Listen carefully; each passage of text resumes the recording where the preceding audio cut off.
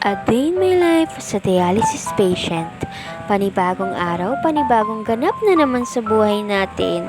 Tara, samahan niyo ko. Araw pala ng Martes. Ito pala yung huling araw ngayong taon. Hapon na pala nito nung naisipan kong bumili ng makakain ko. Medyo nagutom kasi ako nung mga oras na to. Ito lang naman yung binili ko, kikiam, tempura, siomai, fries, burger, at maiinumin. Siyempre, hindi lang ito para sa akin, para din to sa kapatid ko. Hati kami dito sa pagkain na to. Kaya it's lafangan time. Una ko palang ininumin yung milk tea na binili niya. Masarap naman siya, in fairness.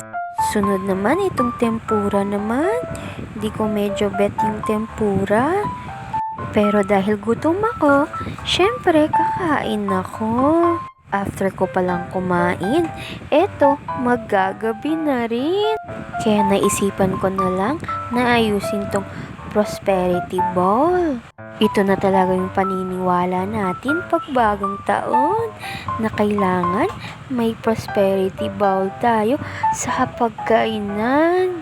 Medyo hindi pa ako marunong yan.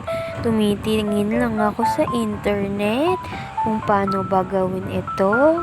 Sobrang dali lang talaga ng panahon. Nung nakaraan ay 2024 pa lang.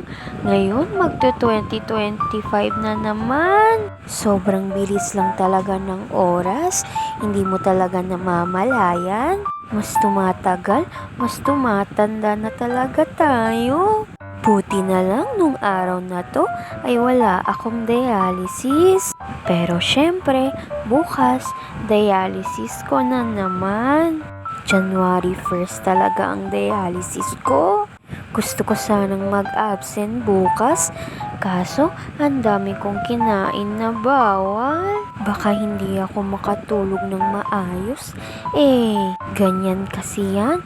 Pag ano-ano ang kinakain kong bawal, ay hindi ako nakakatulog sa gabi. Nahihirapan akong matulog.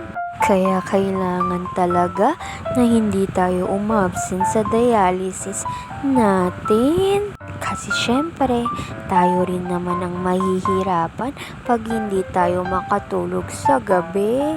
Minsan din, nahihirapan din akong huminga. Madami na kasing tubig sa katawan ko. Ano-ano lang kasi ang iniinom ko Pagkatapos ko palang ayusin yung prosperity bowl, ay eto naman din yung prutas ang inayos ko. Hindi din talaga ito mawawala. At eto pala yung mga handa namin. Meron kami lechong ulo ng baboy, crab, fried chicken, pansit. Syempre may mga prutas din, prosperity bowl, maha blanca, may mga tsokolate din, may isda, at may macaroni salad. Ito pala yung mga kinuha ko, pansit, pritong manok, at balat ng baboy. At eto, alas 12 na pala, bagong taon na. Happy New Year pala sa inyong lahat. Sana masaya kayo ngayong araw. Simulan natin ang ating bagong taon na kasiyahan.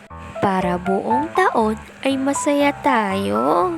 After ko palang sindihin tong sparkle ko, ay eto, kumain muna ako ng mango float.